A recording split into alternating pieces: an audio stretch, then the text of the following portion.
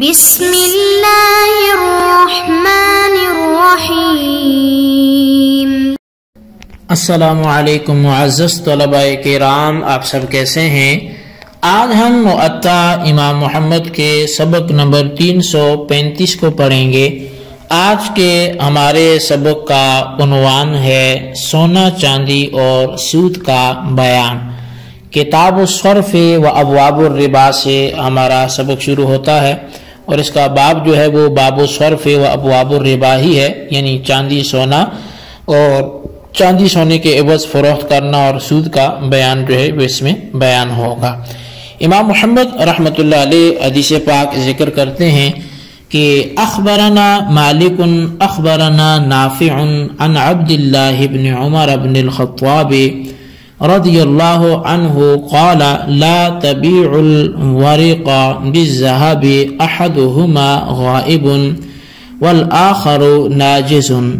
فإن استنظرك إلى أن يلج بيته فلا تنظره إني أخاف عليكم الرماء والرماء هو الربا۔ امام محمد رحمۃ اللہ علیہ فرماتے ہیں کہ امام مالک نے ہمیں خبر دی ہے کہ ہم سے حضرت نافع نے عبداللہ بن عمر بن خطاب رضی اللہ تعالیٰ عنہما کے حوالے سے روایت کیا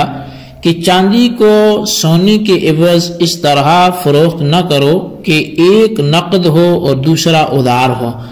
بلکہ اس قدر مہلت بھی مانگے کہ گھر سے آ کر دے گا تو اتنی مہلت بھی نہ دے۔ میں تو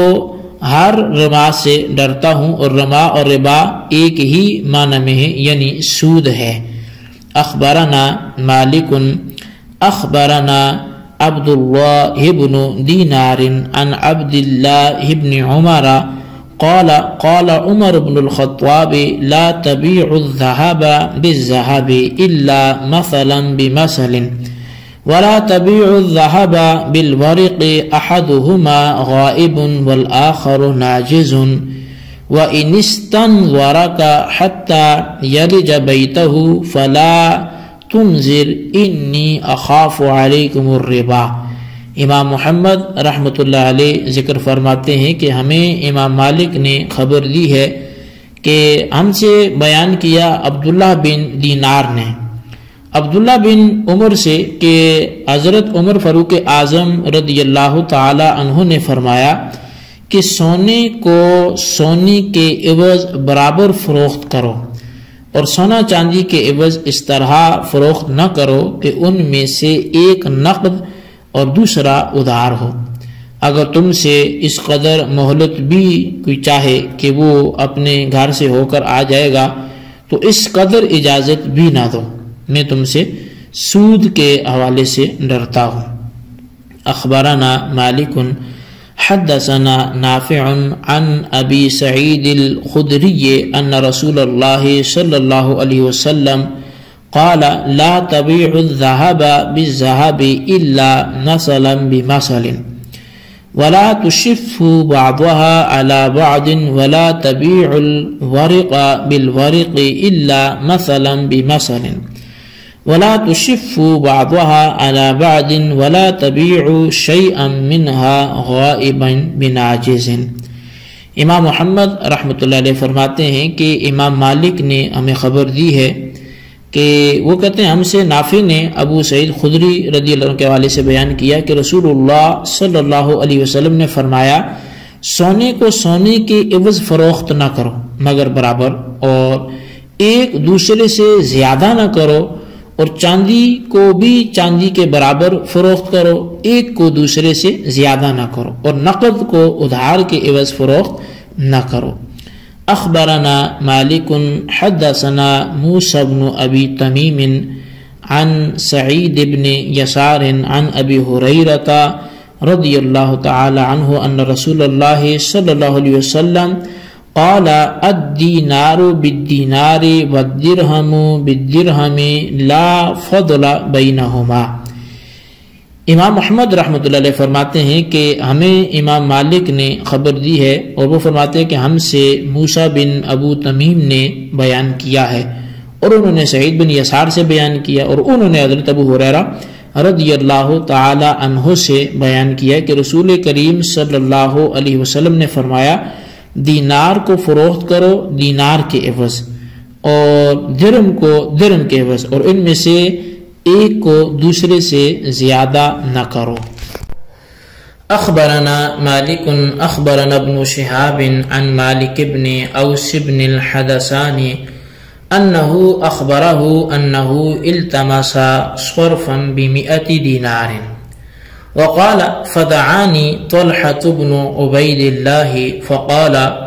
فتراودنا حتى اصطرف مني فأخذ طلحة الذهب يقلبها في يده ثم قال حتى يأتيني خازني من الغابة وعمر بن الخطاب يسمع كلامه فقال لا والله لا تفارقه حتى تأخذ منه ثم قال قال رسول الله صلى الله عليه وسلم الذهب بالورق ربا إلا هاء وهاء والتمر بالتمر ربا إلا هاء وهاء والشعير بالشعير ربا إلا هاء وهاء۔ امام محمد رحمۃ اللہ علیہ فرماتے ہیں کہ امام مالک نے ہمیں خبر دی ہے کہ ہم سے وہ کہتے ہیں کہ ابن شہاب زہری نے روایت کیا اور انہوں نے مالک بن اوس بن حدثان سے کہ انہوں نے مجھے بتلایا کہ انہیں 100 دینار کی درہم لینے کی ضرورت پیش آئی، تو مجھے طلحہ بن عبید اللہ نے بلایا تو ہم دونوں رضامند ہو گئے، تو طلحہ نے مجھ سے دینار لے لیے اور انہیں اپنے ہاتھ سے الٹ پلٹ کرنے لگے، پھر کہا کہ انتظار کرو میرا خزانچی مقام غابہ سے آ جائے۔ حضرت عمر فاروق اعظم رضی اللہ تعالیٰ عنہ یہ سن رہے تھے، انہوں نے فرمایا بخدا تم طلحہ کو بغیر مال لیے نہ چھوڑنا۔ پھر کہا رسول اللہ صلی اللہ علیہ وسلم نے فرمایا ہے سونے کو چاندی کے عوض، کھجور کو کھجور کے عوض اور جو کو جو کے عوض فروخت کرنا سود ہے مگر یہ کہ برابر ہو۔ اخبرنا مالک اخبرنا زید بن اسلم عن عطاء بن یسار او عن سلیمان بن یسار انه اخبره ان معاویة بن ابی سفیان باع سقایة من ورق او ذهب باکثر من وزنها فقال له ابو الدرداء سمعت رسول الله صلی اللہ علیہ وسلم ينهى عن مثل هذا الا مثلا بمثل قال له امیر معاویة ما نرى به بأسا فقال له ابو الدرداء من يعذرني من معاوية اخبره عن رسول الله صلى الله عليه وسلم ويخبرني عن رأيه اخبره عن رسول الله صلى الله عليه وسلم ويخبرني عن رأيه الا اساكنك بأرض انت بها قال فقدم ابو الدرداء على عمر بن الخطاب فاخبره فكتب الى معاوية الا يبيع ذلك الا مثلا بمثل او وزنا بوزن۔ امام محمد رحمۃ اللہ علیہ فرماتے ہیں کہ امام مالک نے ہمیں خبر دی، ہم سے روایت کیا زید بن اسلم نے عطا بن یسار سے یا سلیمان بن یسار سے کہ معاویہ بن ابو سفیان نے چاندی یا سونے کا برتن اس کے وزن سے زیادہ کے بدلے فروخت کیا، تو ان سے ابو درداء رضی اللہ تعالیٰ عنہ نے کہا کہ رسول اللہ صلی اللہ علیہ وسلم نے اس قسم کی خرید و فروخت سے منع فرمایا ہے سوائے اس کے کہ یہ برابر برابر ہو۔ تو حضرت امیر معاویہ رضی اللہ تعالیٰ عنہ بولے کہ میرے نزدیک اس میں کوئی مذائقہ نہیں ہے۔ حضرت ابو درداء رضی اللہ تعالیٰ عنہ نے ان سے کہا کہ امیر معاویہ رضی اللہ تعالیٰ عنہ کے مقابلے میں میرا عذر کون قبول کرے گا؟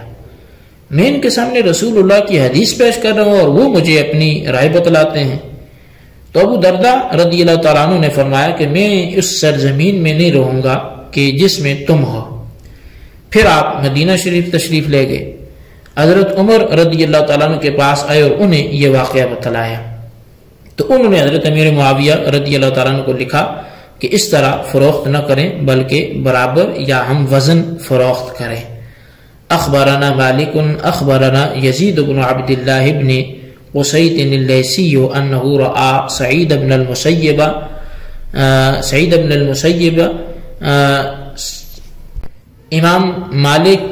یہ خبر دیتے ہیں امام محمد کو، اور وہ فرماتے کہ ہمیں خبر دی، ہم سے بیان کیا یزید بن عبداللہ بن قصیۃ اللیثی نے،